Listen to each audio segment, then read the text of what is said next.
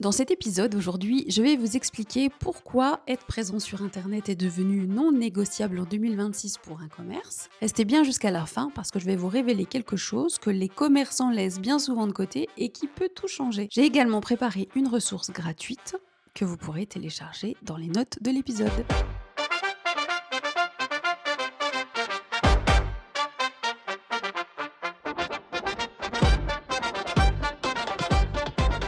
Laissez-moi vous poser une question concrète. La dernière fois que vous avez cherché un restaurant ou un artisan ou un commerçant que vous ne connaissiez pas, comment vous avez fait? Vous avez certainement dû rechercher sur Internet, non? Ou sur les réseaux sociaux, bien entendu.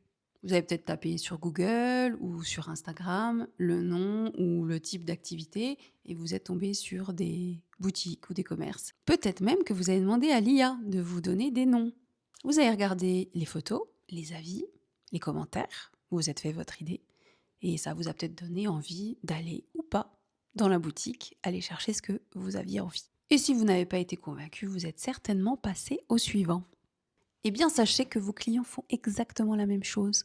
Ils passent du temps sur Internet. Maintenant, c'est vraiment rentré dans le parcours d'achat. C'est comme ça. Les consommateurs recherchent en amont les informations. Et oui, on est comme tout le monde, on passe notre temps sur notre téléphone le soir devant la télé, non? Eh bien voilà, les clients le font, vos clients le font, vos futurs clients le font également. Ils vont regarder en amont sur Internet, sur Google, sur les réseaux. Ils vont demander dans leur IA préféré, eh bien voilà, de résoudre leurs problèmes, leurs besoins sur le moment. Alors avant 2020, peut-être que le bouche à oreille, la vitrine en ligne, ça suffisait. Mais aujourd'hui, en 2026, la concurrence, elle est quand même de plus en plus dure. Le monde a changé. Aujourd'hui, le parcours d'un client, il commence clairement en ligne, quel que soit son âge, quel que soit son profil, quel que soit son secteur. Et ce qui coûte cher aujourd'hui aux commerçants, c'est pas d'avoir fait une erreur en étant présent en ligne, c'est d'être invisible. L'invisibilité digitale, ça, c'est un coût concret. C'est des clients qui vont pas vous découvrir parce que vous n'avez pas le temps de poster en ligne, des nouveaux clients qui ne vous trouveront jamais parce que vous n'apparaissez nulle part, ou même des habitués qui vont vous oublier entre deux visites. Parce que vous n'êtes pas là à leur rappeler que vous existez, que vos nouveaux produits sont là, qu'il y a des arrivages, il y a des promotions. Les commerçants aujourd'hui qui s'en sortent, c'est pas forcément les meilleurs. Ce ne sont pas forcément ceux qui ont les meilleurs produits, ce sont ceux qui ont compris que leur boutique physique et leur présence en ligne, ça ne fait qu'un. Alors pourquoi la majorité des commerçants locaux sont mal positionnés en ligne et pourquoi autant de commerçants n'ont pas encore franchi le cap? Parce qu'il y a un certain nombre d'idées reçues qui bloquent beaucoup de personnes. Et je les connais par cœur parce que ça fait 11 ans que je les entends. On va les démolir une par une dans cet épisode. Alors la fausse croyance numéro 1 que j'entends beaucoup, c'est j'ai peur de mal faire. Ça, c'est la plus fréquente, c'est la plus paralysante pour beaucoup d'entre vous. Je les entends beaucoup, ces croyances-là, c'est j'ai peur de me planter, j'ai peur de ce qu'on va dire de moi, j'ai peur d'un bad buzz. On va dédramatiser. Oui, tout le monde a peur au départ quand on se lance.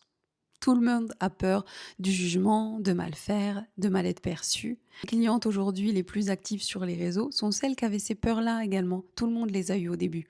Aujourd'hui, ce qui fait la différence, c'est pas la perfection, bien au contraire, ça va être la régularité. C'est la régularité qui paye. Un contenu imparfait mais régulier, ça vaut 1000 fois mieux qu'un contenu parfait qui n'existe pas ou qui sort une fois tous les tremblements de terre. Déjà, nos clients, ils sont pas là pour nous juger. C'est pas des jurys de compétition. Ils veulent voir la boutique, les produits, les arrivages, les nouveautés. Ils veulent voir aussi votre personnalité. Ça, c'est important. L'authenticité, ça se reconnaît et c'est ce qui attire en 2026.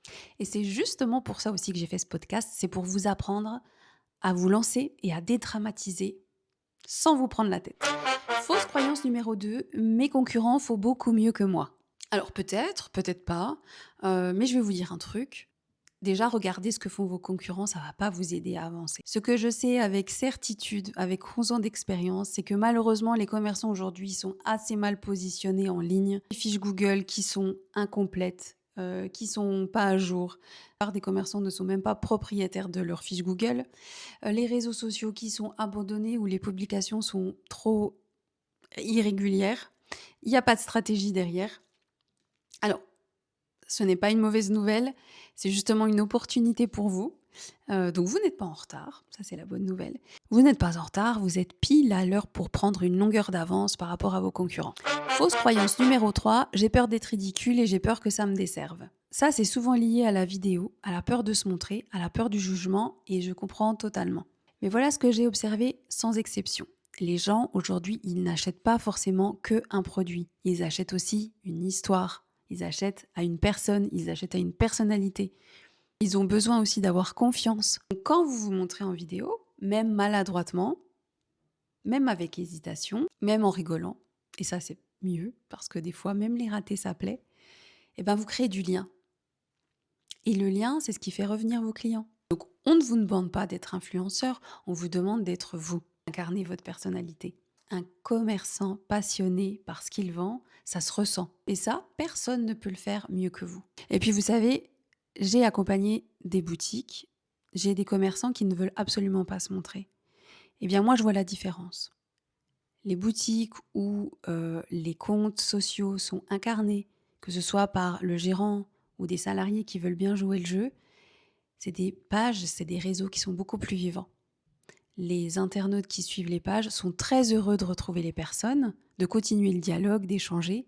Ça humanise, ça crée de la relation et c'est justement pour ça que sont faits les réseaux sociaux. Fausse croyance numéro 4, j'ai pas le temps. Alors oui, le temps, c'est la ressource la plus précieuse qu'on ait. Les commerçants, vous êtes débordés, vous avez 1000 choses à faire et je comprends, les réseaux sociaux, la présence sur internet, sur le digital, c'est pas forcément, votre priorité numéro 1. Alors je le sais mieux que quiconque, c'est l'argument numéro 1 pourquoi on fait appel à moi. C'est celui que j'entends au premier rendez-vous. J'ai pas le temps, je délègue du coup. Alors, petit conseil, le manque de temps, c'est souvent aussi le manque de méthode. Alors oui, des fois, vous êtes dans le feu, vous êtes dans votre semaine, vous dites: «Ah, j'aurais dû poster ça. Ah ben, il y a une opération qui arrive et j'ai pas eu le temps d'en parler». Tout ce qu'il faut, c'est déjà anticiper.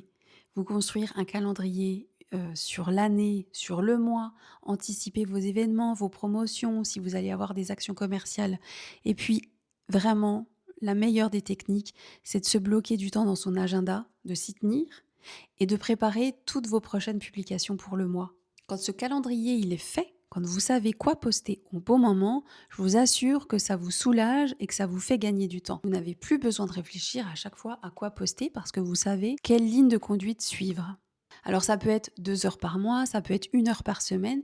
Vous vous tenez à ce rythme, vous vous bloquez ce temps-là pour prendre en photo vos produits, prendre vos vidéos et programmer vos publications pour les réseaux sociaux. Et vraiment, 1 heure par semaine, bien organisée, ça peut changer beaucoup de choses pour votre visibilité en ligne. Fausse croyance numéro 5, mes clients me connaissent déjà. Alors oui, vos clients actuels, ils vous connaissent. Bon, ok. Mais c'est bien aussi de les faire revenir. Donc il faut aussi voir les réseaux comme de vrais atouts pour fidéliser votre clientèle. Et puis, qu'est-ce qu'on fait de ceux qui ne vous connaissent pas encore? Vous avez peut-être reçu des nouveaux produits qui ne cherchaient pas avant, mais qui recherchent maintenant. Donc autant capitaliser là-dessus. Faire des publications avec une légende bien adaptée, avec les bons mots-clés, ça va vous aider à vous rendre visible auprès de ces personnes qui font ces recherches. Je vous avais promis de parler en début d'épisode de quelque chose que les commerçants passent souvent à côté de ça. Quand on parle de visibilité en ligne, beaucoup de commerçants pensent, dans un premier temps, trouver des nouveaux clients. Être sur Google, apparaître dans les résultats de recherche, faire des publications pour être découvert sur Instagram. La découvrabilité, c'est vrai, c'est important. Mais c'est seulement la moitié de l'équation. Ce qu'on oublie, et c'est là que ça devient intéressant, c'est que le digital peut être un superbe outil de fidélisation.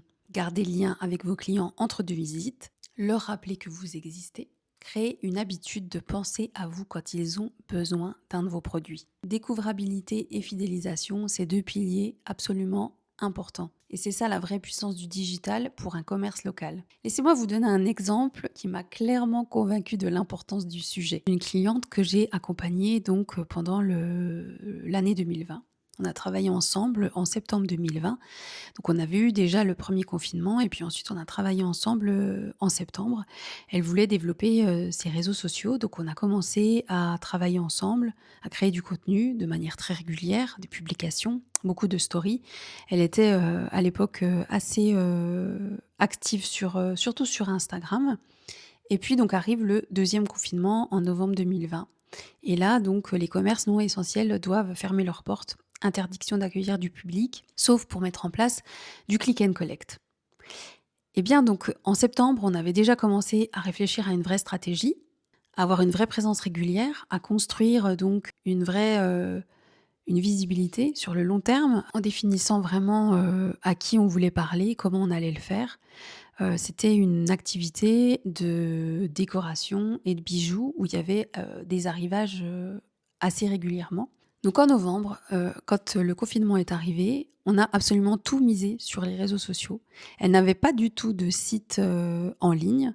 Elle avait une page Facebook, une page, Instagram et on a vendu tous les jours en story et ce mois-là, elle a fait son meilleur chiffre d'affaires. Donc c'est ça l'atout du digital, c'est de faire tourner votre boutique, même quand elle est fermée, le soir, le week-end.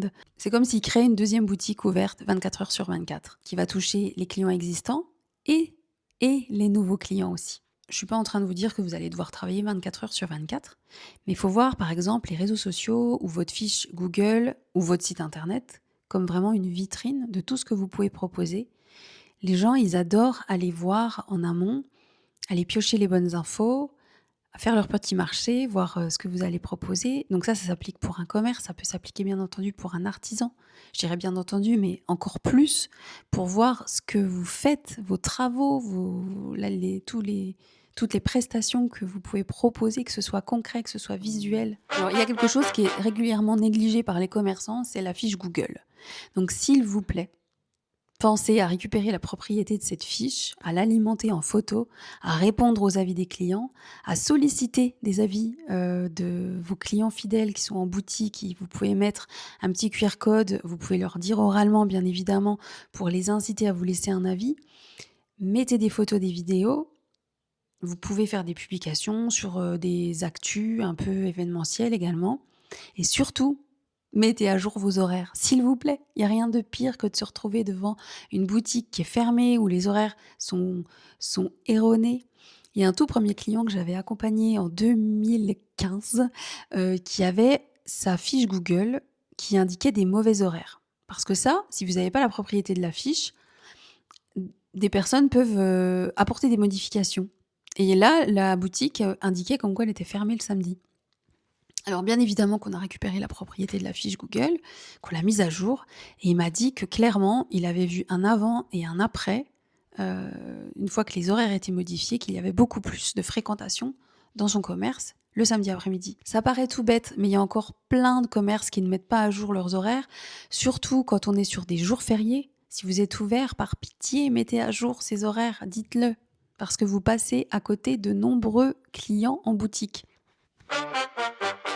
Alors pour que ce soit concret pour vous, je vous propose un passage à l'action en 3 étapes. Étape numéro 1, comme on vient de le voir, allez taper votre nom de boutique dans Google. Regardez ce qui ressort. Est-ce que vos réseaux sociaux apparaissent dans Google? Est-ce que votre page Google est à jour? Est-ce que vous avez la propriété de cette page Google? Si la réponse est non, vous allez tout de suite cliquer sur « Je suis le propriétaire de cette fiche », faire les étapes de validation pour récupérer la propriété de la fiche Google et vous allez mettre à jour toutes les informations, les horaires, les jours d'ouverture, les services que vous proposez, les photos, s'il vous plaît, par pitié. Effectivement, les utilisateurs, vos clients peuvent mettre des photos sur cette fiche-là, mais vous aussi. Donc profitez-en pour mettre les plus belles photos que vous ayez et surtout tous les nouveaux produits que vous proposez. Étape numéro 2, vous allez regarder vos réseaux sociaux avec un œil neuf. Mettez-vous dans la peau de votre client idéal. Est-ce que toutes les informations y sont présentes? Est-ce qu'on a envie de passer la porte de votre boutique? Est-ce que vos produits sont assez mis en valeur? Est-ce qu'on a envie de les acheter? Si quelqu'un qui ne vous connaissait pas aujourd'hui tombait sur votre compte, sur votre Facebook ou Instagram par exemple, est-ce qu'il comprend exactement tout ce qui est important? Est-ce qu'il comprend qui vous êtes, ce que vous faites, qu'est-ce que vous vendez, quel service vous proposez? Si la réponse est non, alors c'est votre premier chantier à faire. Étape numéro 3, récolter des avis clients. Alors là, ce que vous allez faire, c'est que vous allez réfléchir à vos clients fidèles. Vous savez qu'ils sont satisfaits de vos produits, de vous, de votre commerce. Vous allez réfléchir aux derniers clients que vous avez eus et vous allez les contacter. Donc si vous avez par exemple leur adresse mail, leur numéro de téléphone et que vous avez le droit de les contacter, profitez-en pour leur faire un petit message et leur demander de prendre 2 minutes de leur temps pour vous laisser un avis. Vous allez aussi pouvoir, une fois que vous aurez récupéré la propriété de la fiche Google, vous allez avoir un lien à partager ou un QR code que vous allez mettre à disposition dans votre boutique pour inciter vos clients à laisser un avis. Un avis 5 étoiles en plus, c'est un pas supplémentaire vers votre visibilité locale. Alors oui, je vais être honnête avec vous, ça va pas se construire du jour au lendemain. C'est quelque chose de progressif. Honnêtement, le premier conseil que je donne à chaque fois pour récupérer des avis, c'est quand vous êtes en train de faire une vente, si ça se passe bien, si les clients sont satisfaits, demandez-leur sincèrement de laisser un avis sur Google. Pour vous aider à passer à l'action, j'ai créé un guide gratuit à télécharger dans les notes de l'épisode, les 5 premières actions concrètes pour être visible localement sur Internet. Ces 5 étapes concrètes, faisables cette semaine, sans être expert du digital, sans budget pub et sans prise de tête. Le lien est dans les notes de l'épisode. C'est gratuit, c'est actionnable et ça peut vraiment changer votre manière de communiquer sur Internet. J'espère que cet épisode vous a été utile. Si vous connaissez un commerçant qui en aurait vraiment besoin, partagez-le. Sinon, je vous donne rendez-vous tous les lundis à 9h pour un nouvel épisode dans Ça rayonne.